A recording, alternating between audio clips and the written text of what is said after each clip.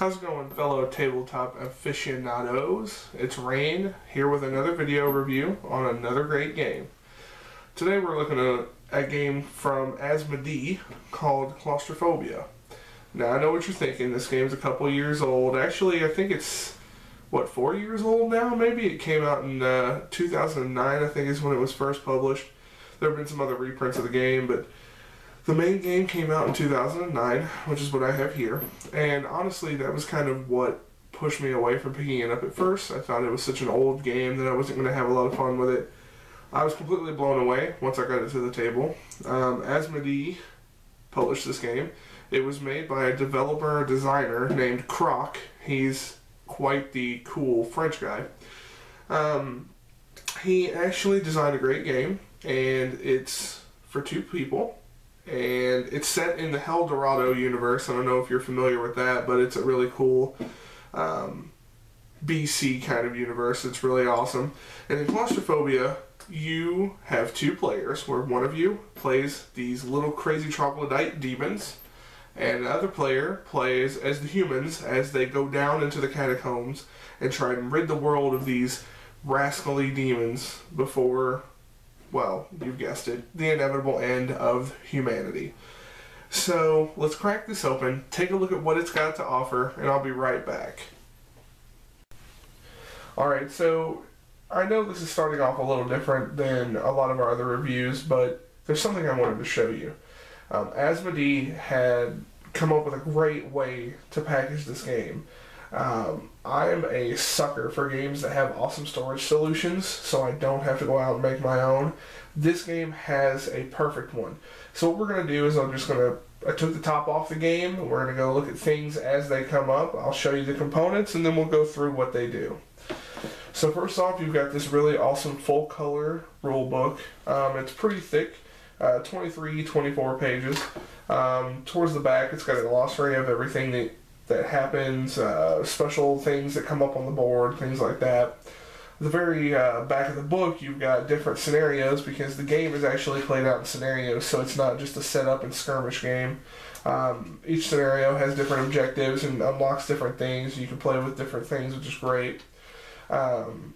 You've also got, all of your rules fully explained. The rulebook does a great way of getting things laid out for you. I didn't have any problem learning it when we were playing, and it was a whole lot of fun. The art's really great. It's a really great rulebook. Next up, you have the Demon Player tile, and basically with the 2-player game system, one player, like I said, is going to play the humans, the other one's going to play the demons. And on the demon player's turn, they're going to roll a certain number of die, and they're D6s. Now, these D6s will be put in these different little spots, and they're going to give the demon player certain things. Like, for instance, you put die in this little circle, and you gain 2 threat points per die, and the threat points are what you need to use to put out your little monsters and troglodytes and stuff.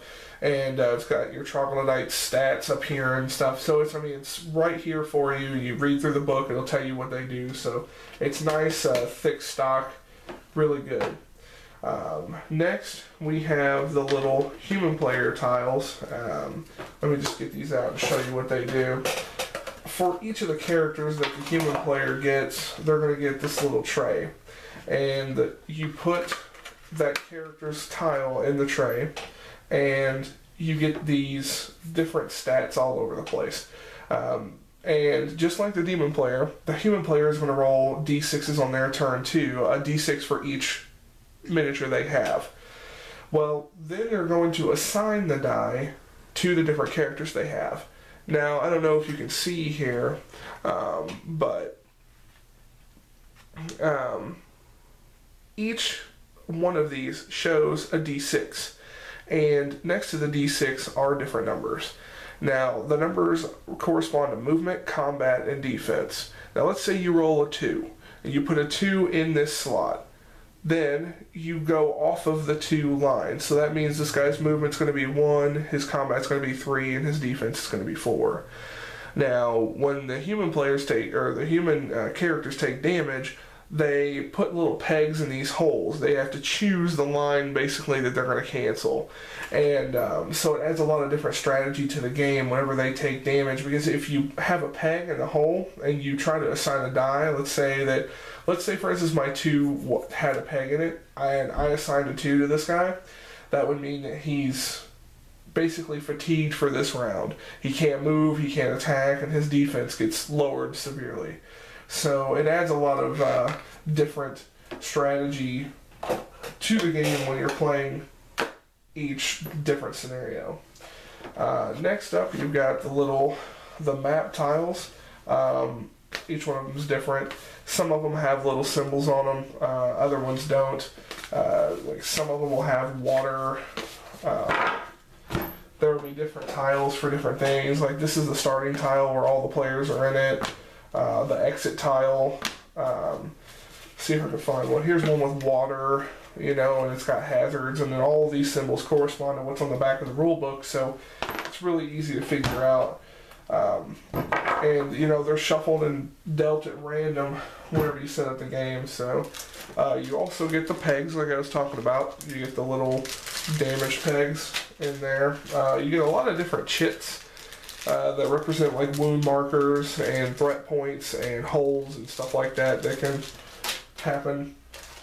You get all the D6s and a D10 that comes in play whenever you're doing scenarios. And you also get cards, and some of these cards correspond to different moves you can do. There are events that the demon player can play. There's like some different things that'll happen depending on what cards you play. And then you've got unit cards for each player as well. And finally, some equipment. And the cards are pretty thick too, and I really like that. But here's the one, the crown of the game, are the miniatures. The miniatures are just amazing. They're so well crafted. Even down to the little troglodytes, they're perfect. I love these little things. The paint jobs are really well. They're just great. And then you've got like the main bad boy here with the hammer. He's the Redeemer. He's just these miniatures are great. I can't get over them actually. But now that we've taken a look at what's just packaged in the game, we'll go over a little bit about how it works. So depending on the scenario, you're going to put the little tiles together. Let me grab a couple here. It'll always start with the player tile, and you're usually looking for an exit tile, but different things will happen in different scenarios. So the game has rules on how many people can occupy a space, which guys can move in and off of a space, things like that. And most of the time you're just going to want to find an exit. Players can, move from tile to tile depending on their movement that's on their card.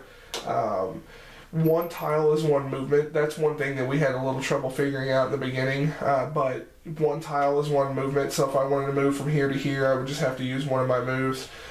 You can explore to add more tiles to the map. Exploring takes one of your moves, and then you just put a new tile down from the stack, and boom, here you go. And then you'll go around doing different things depending on the scenario, but eventually you're going to have combat. And combat is very simple. The troglodytes, like I explained earlier, have a certain stat set. So their movement's 1, combat's 1, things like that. Whenever you're in combat with another miniature, you basically roll a d6 and add your combat is how many die you roll. I apologize. So you roll that many d6 and compare what your result is to the miniature that you're going against, their defense, and that will determine whether you score a hit or not. Troglodytes, whenever they take a hit, they're just removed from the board. Humans, whenever they take a hit, they lose one of their special die over here, one of their combat lines, as it said. And then, you'll just keep going. If the human player loses all of his miniatures, it's game over. And a lot of times the human player's objective is to just make it out alive or pick up certain items and things like that. But that about does it for the game. Well, there you go. I know it's a little different, but I really wanted to show you all the cool stuff that's inside Claustrophobia. You know, it's really, really fun for the a two-player aspect. I know for a long time I was searching for a two-player game that you could just set up really quick, play really quick, you know, whenever you had some time. This game really does it for me. It's really great because once you learn it, then you're good. All you have to do is set it up and get going, figure out what you need per the scenario, and then just hit the ground running, basically. Sometimes I do feel like it's a little weighted towards the human player because sometimes it gets a little overwhelming. But other than that, I mean, the game is just really great. It's well balanced in every other aspect. One thing I really do like about the game is whenever, you know how I mentioned that the tiles were shuffled at random and placed? Well, they are to an extent, but the demon player, whenever you explore, is the one who picks up the next tile and puts it on the board. So you don't really have a control as the human player on where that tile is going to go. So you could just end up dead-ended and all kinds of sorts of stuff will happen.